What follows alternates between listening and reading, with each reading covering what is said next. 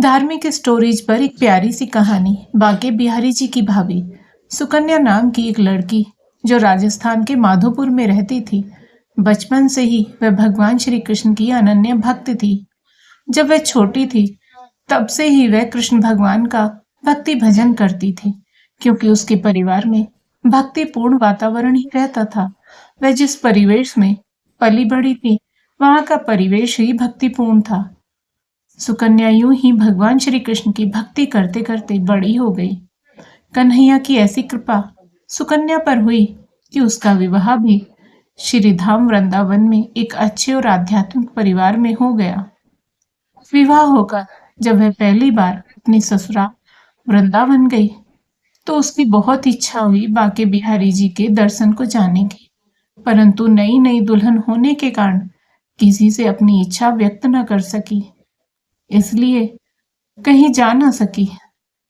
एक सप्ताह ससुराल में रहने के पश्चात वह अपने मायके चली गई, पर उसके मन में बांके बिहारी जी के दर्शन की लालसा इतनी तीव्र होती गई कि उसका मन बेचैन होकर तड़पने लगता कि बस कैसे भी मुझे एक झलक मेरे बांके बिहारी की मिल जाए। आखिर वो दिन भी फिर से आ ही गया जब उसका पति उसे लेने उसके मायके आया। अपने पति के साथ वह फिर से अपने ससुराल वृंदावन पहुंच गई। सुकन्या की ससुराल पहुंचते पहुंचते उन दोनों पति पत्नी को शाम हो गई। सुकन्या का पति वृंदावन में यमुना किनारे रुककर कहने लगा, सुकन्या देखो शाम का समय है तो मैं यमुना जी में स्नान करके अभी आता हूँ। तुम इस पेड़ के नीचे बैठ जाओ और सामान की देखरेख करना। मैं थोड़े ही समय में आ जाऊंगा, यहीं सामने ही हूँ। तुम्हें कुछ अच्छा न लगे तो तुम मुझे आवाज दे देना। इतना कहकर पति चला गया और सुकन्या वहीं बैठ गई। बेचारी सुकन्या, उसने एक हाथ लंबा घूंघट निकाल रखा है, क्योंकि वृंदावन के पास के गांव में ही तो उसकी ससुराल है, सो इसलिए उसे इतना लंबा घूंघट करना पड़ रहा है। सुकन्या वहीं यमुना जी किनारे एक पेड़ के नीचे बैठ गई तथा मन ही मन विचार करने लगी कि देखो ठाकुर जी की कितनी कृपा है मेरे ऊपर। मैंने उन्हें बचपन से ही भजा और उनकी कृपा से मेरा विवाह भी श्रीधाम वृंदावन में ही हो गया। मैं इतने वर्षों से ठाकुर जी को मानती हूँ, परंतु अब तक उनसे कोई रिश्ता नहीं जोड़ा। फिर सोचती है, ठाकुर जी की उम्र क्या होगी? लगभग 16 वर्ष के होंगे।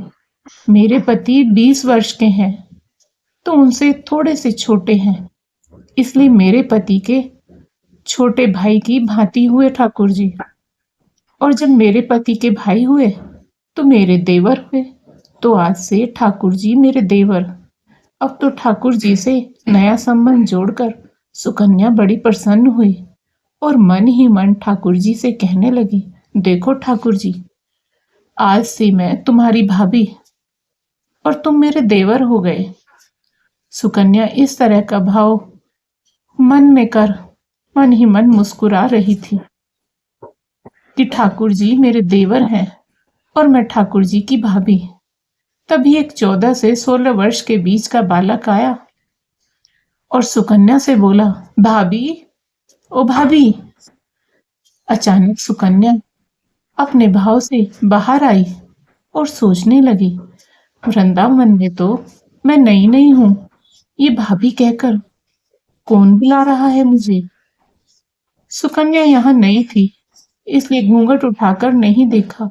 सोचा कि गांव के किसी बड़े बूढ़े ने देख लिया तो बड़ी बदनामी होगी मेरी।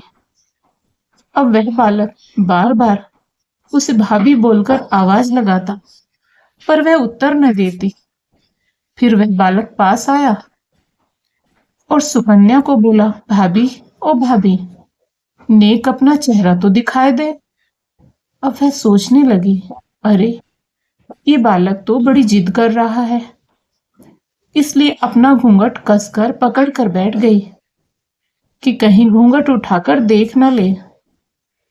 लेकिन उस बालक ने जबरदस्ती सुकन्या का घूंघट उठाकर चेहरा देखा और भाग गया। थोड़ी देर में उसका पति आ गया। उसने सारी बात अपने पति से कही। पति ने कहा, तुमने मुझे आवाज क्यों नहीं दी? सुकन्या बोली, वह तो इतनी देर में भाग ही गया था। पति बोला, चिंता मत करो, वृंदावन बहुत बड़ा थोड़ी ही है। कभी किसी गली में खेलता मिल गया तो हड्डी पसली एक कर दूंगा उसकी। फिर कभी ऐसा नहीं कर सकेगा। तुम्हें जहां भी दिखे मुझे जरूर बता दीजो। खैर, फिर दोनों अपने घर पहुंच गए। कुछ दिन पश्चात सुकन्या की सास ने अपने बेटे से कहा, बेटा देख, तेरा विवाह हो गया है, बहू मायके भी होकर आ गई, पर तुम दोनों अभी तक बांके बिहारी जी के दर्शन के लिए नहीं गए। कल जाकर बहू को दर्शन कराने ले जाना। अब अगले दिन दोनों पति पत्नी ठाकुर जी के दर्शन के लिए मंदिर जाते हैं। मंदिर में बहुत भीड़ थी। लड़का कहने लगा, देखो, तुम स्त्रियों के साथ आगे जाकर दर्शन करो, मैं भी आता हूँ। सुकन्या अन्य स्त्रियों के साथ आगे तो चली गई, परंतु अभी भी घूंघट नहीं उठा रही थी। उसे डर लग रहा था कि यदि मैंने घूंघट उठाया और कोई बड़ा बूढ़ा देख लेगा तो क्या कहेगा कि नई नई बहू घूंघट के बिना घूम रही है। ना ना, मेरी तो ससुराल में बहुत किरकिरी हो जाएगी। बहुत देर हो गई बिहारी जी के मंदिर में। तभी पीछे से सुकन्या के पति ने आकर कहा, अरे बाबरी, बिहारी जी तो सामने है, तू घूंघट काहे नाई खोले? घूंघट नाई खोलेगी तो दर्शन कैसे करेगी बिहारी जी के?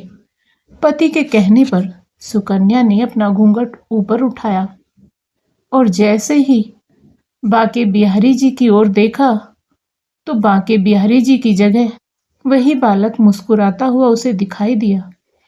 उस बालक को देखकर सुकन्या एकदम से चिल्लाने लगी, सुनिए जी, जल्दी देखो, इधर जल्दी आओ, देखो तो। उसका पति थोड़ा पीछे था। वो जल्दी से झपट कर जैसे तैसे भीड़ में आगे आया और सुकन्या से बोला, क्या क्या हुआ? क्यों मुझे ऐसे जल्दी आगे आने को बोला? सुकन्या बोली, सुनो जी, उस दिन जो मुझे भाभी भाभी कहकर भागा था वह बालक मिल गया। पति ने कहा, कहाँ है? बता तो मुझे, अभी उसे देखता हूँ।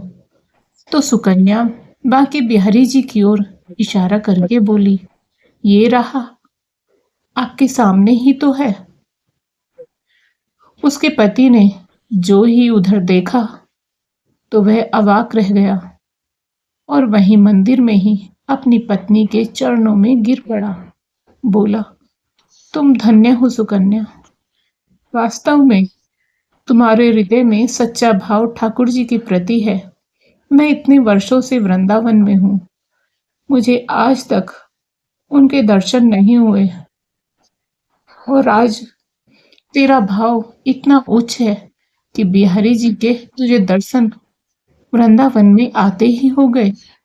धन्य है तेरी भक्ति और धन्य है तेरा भक्ति भाव। प्यारे तो संतों की वाणी है कि भगवान तो भाव के भूखे होते हैं। जहाँ ठाकुर जी को अपने प्रति प्रेम की सच्ची भावना नजर आती है, ठाकुर जी भी अपने इस भक्त से सच्चा रिश्ता जोड़ ही लेते हैं।